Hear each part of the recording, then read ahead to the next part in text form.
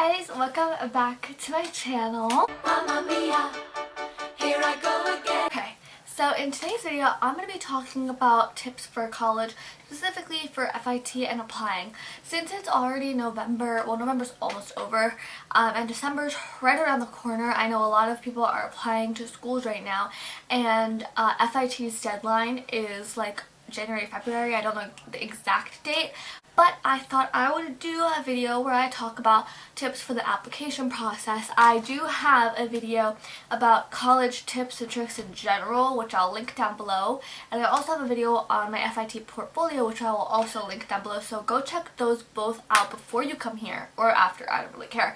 If you want college tips in general, just watch that one video, and then if you want to see my portfolio, which I shared, you can also watch that.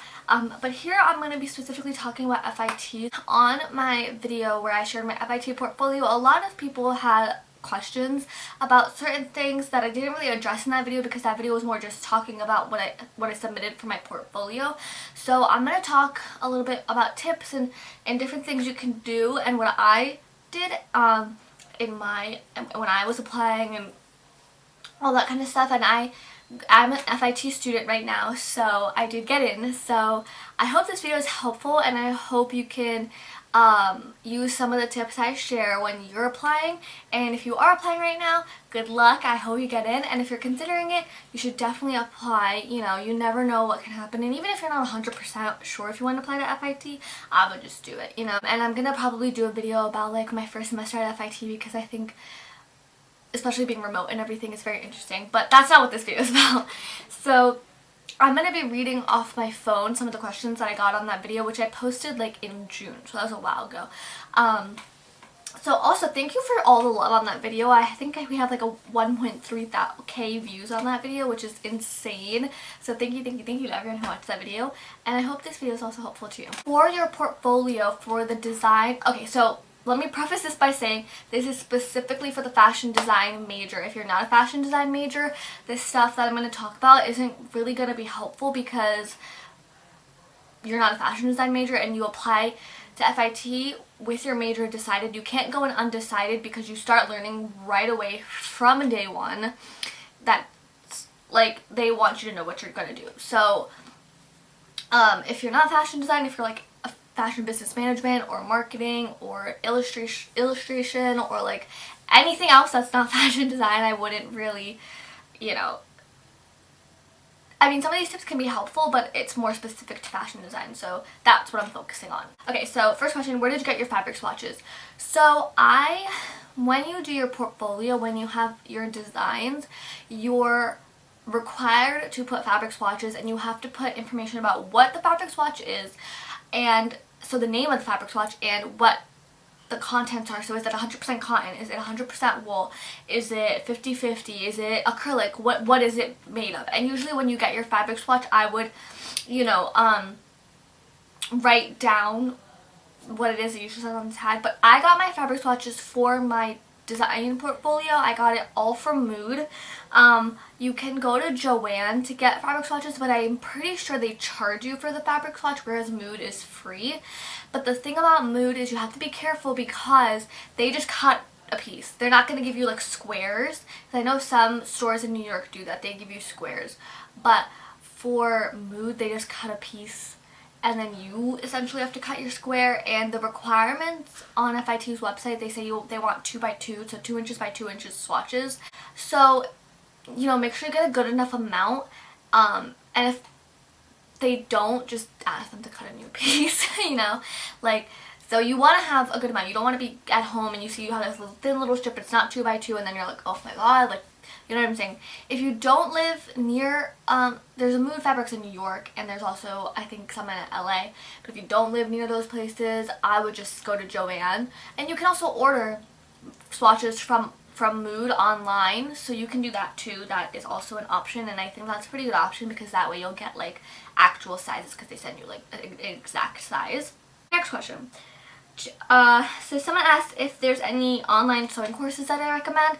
I learned how to sew when I was in high school. Like, I took a fashion class and that's where I learned how to sew. Before that I had no clue what I was doing.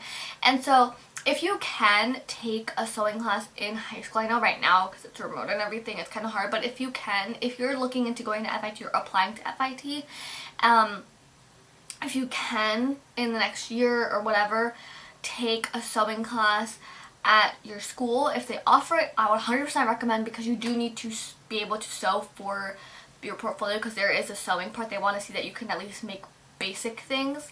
And if not, I don't know any online courses, but I do know some Joann's have sewing courses. So if there's a Joann Fabrics near you, you can sign up to take a sewing class. I don't know how they're doing it right now, but I do know before the pandemic they were having classes. Hey guys, so this is me editing the video, but I wanted to pop in and answer that question real quick.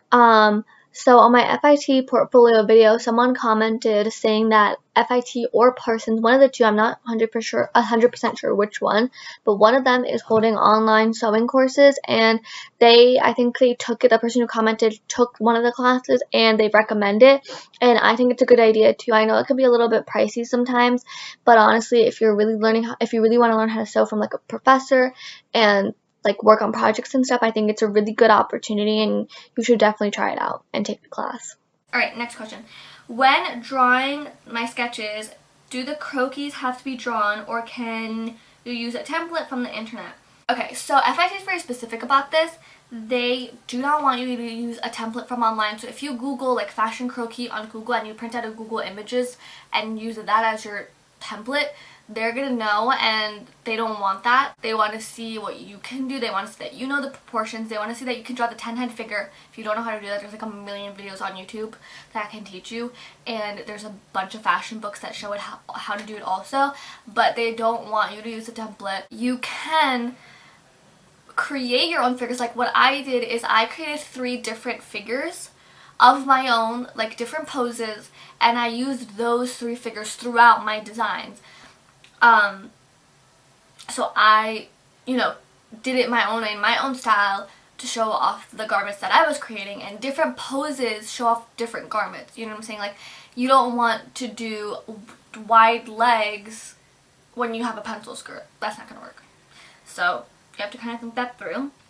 And the same person asked, when you're trying to get in, what else should you know apart from sewing? And they also asked if you need to take any pre-college classes. Like I said before, if you can, take a fashion or sewing class in high school. That is really helpful.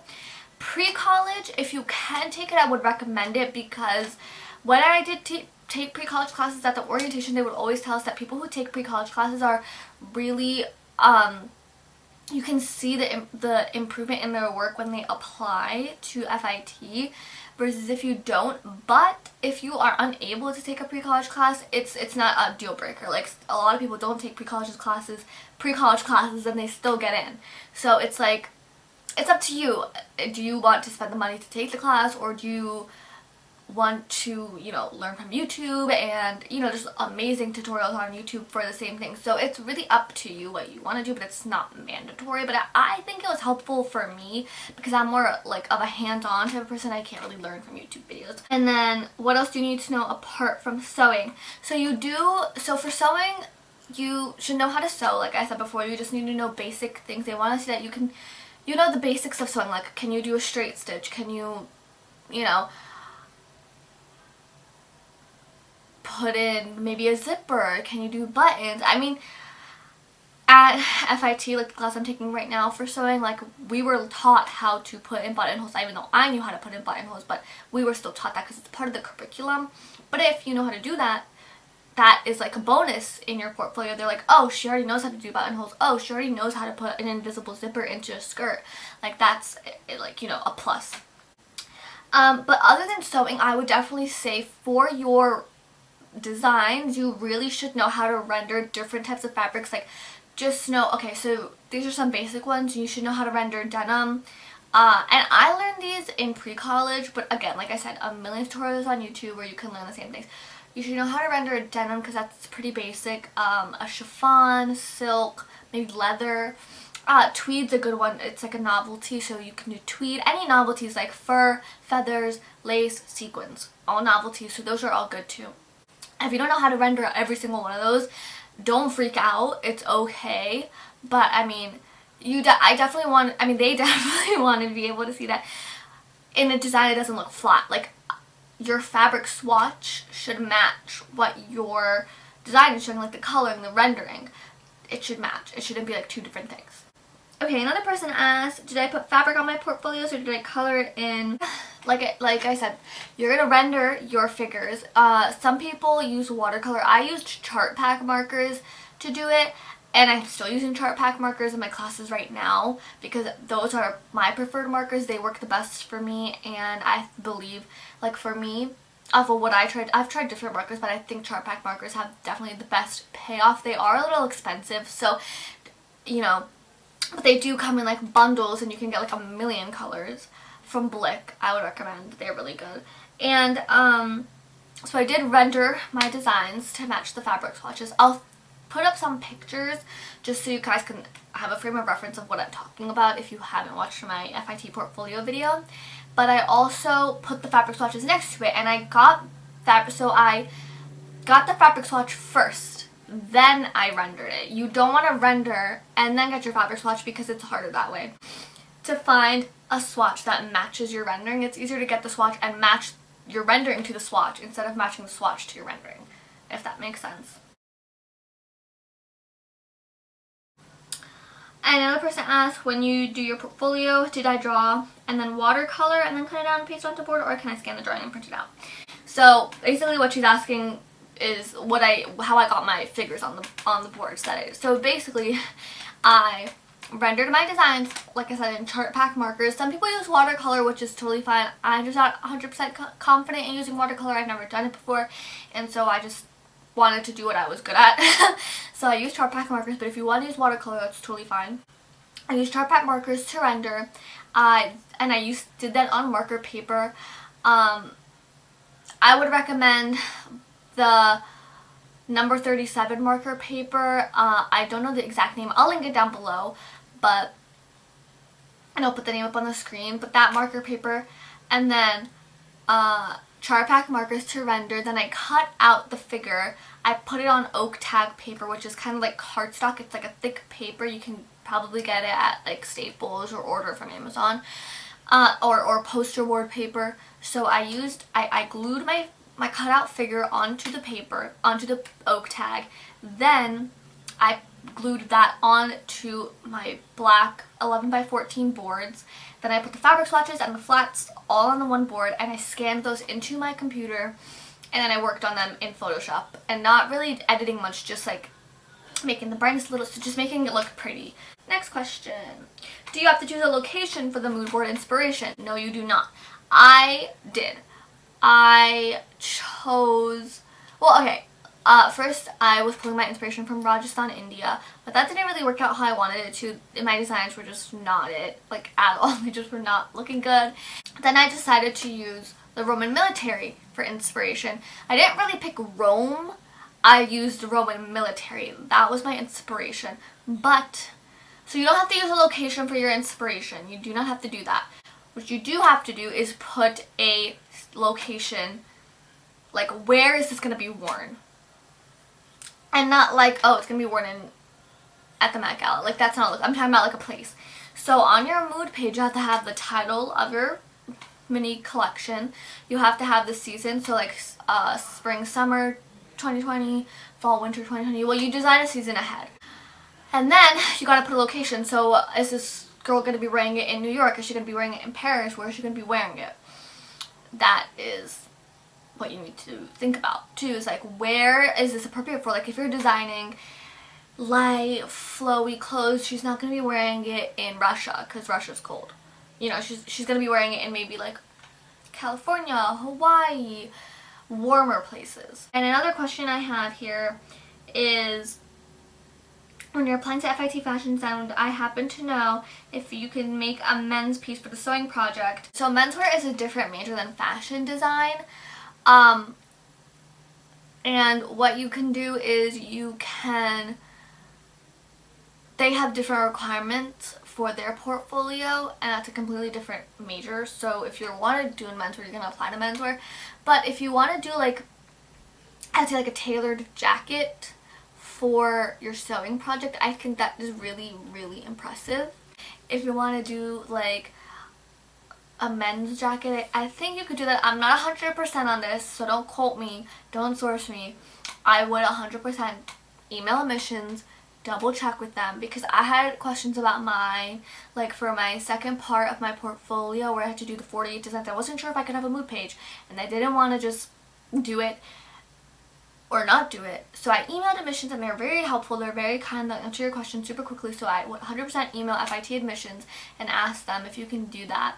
Okay, so that's all the questions I had in the comments of the video. I'm trying to think of any other tips I can give you. I would definitely, like, if you have a fashion teacher or someone who you know is in fashion, I would definitely talk to them about your portfolio, not in like asking them questions like what should I do and like all that kind of stuff. It's more like once you do your designs, I would definitely show them, because what I had done is I had done my designs and I did show my fashion design teacher, and she was very helpful. I love her, she's the best. So she was very helpful in telling me what worked and what didn't work and what I could improve on before I submitted it, and I definitely think that helped a lot. I think if I hadn't made those corrections, maybe it would have, you know, changed the decision that FIT made for me. Maybe I wouldn't have gotten in. I don't know if that's true or if that would have actually happened, but I do think getting someone who has experience with fashion, even a little bit, is helpful. Another tip I would give you would be to definitely do multiple iterations of your work. I know on the first one it can seem like, oh, like this is really great, but once you do like a second iteration or a third iteration, you will see the difference. And I'm telling you this from experience, is like it turns out so much better than you could have ever imagined once you do it for like the second or third time than it was in the first. I mean, the first was good, but like there's a lot of room for improvement. So definitely try that. I know it can seem tedious and be like, oh, why do I have to do this again? Like, I hate it, and I have those moments too, but like I definitely think it's beneficial, and it really, really improves the quality of your work. I had to do it for my portfolio, and I think it definitely improved. Like, my renderings of the fabrics were good for the time. I mean, now looking at it, I'm like, oh, what was I thinking? But that's because I'm a student at FIT, and you learn, you know. But I can definitely see my work has improved a lot from when I applied. But I think that if you do multiple iterations, I know we're not perfect. We're not perfect when we're applying, because we're still learning, and our goal is to go to FIT to learn.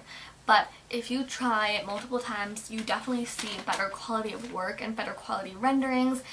Another tip I have is for the sewing part of your portfolio.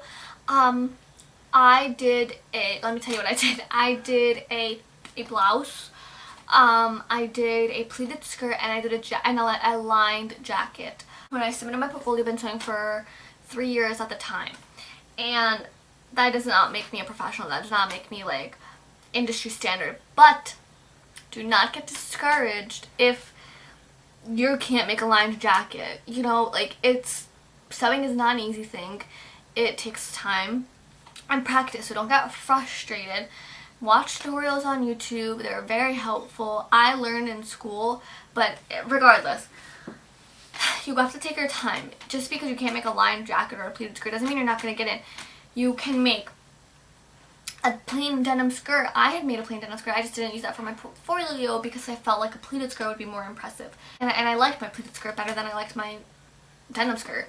My jacket I thought was really impressive because it was lined and it was cropped, it had a different type of sleeve, and I worked really hard on it. I was really proud of what I did, so I felt like that would be something that would be good to submit. Don't submit half-assed work. I know, like, sewing is like so frustrating sometimes when you can't get it and you have to rip the seam and then do it 500 million times over and over again. And if it's your first time sewing, it can be difficult, but do not get discouraged and don't give up. You don't want to submit something that you're not proud of. You have to be like really, really 100% confident, like, this is an amazing piece. Even if it's just pants, or even if it's just a plain skirt or a plain blouse. You want it to look professional. You want it to look like you want it to be something that you would wear and not be embarrassed of, like, how it looks. Like, you don't want your stitching to be uneven. You know, not everyone has a serger at home, and that's okay. I had a serger at school, which is how I was able to serge the edges of my garment. But if you don't have the serger, it's okay because there's ways to finish seams that you can learn online on YouTube. I think YouTube's a great resource. There's a lot of experienced people on there who can teach you how to render, who can teach you how to sew. And take your time, but make sure you start early. You know, you don't want to fall behind and wait till the last minute to submit everything. Another tip I have is, this is for not this year, but last year when I was applying, FIT has portfolio days in addition to National Portfolio Day. 150% recommend going to National Portfolio Day if you can. They have it in multiple cities across the country, and I think they even have it in Canada. But if you can go, it's free. You don't need to pay anything to be there.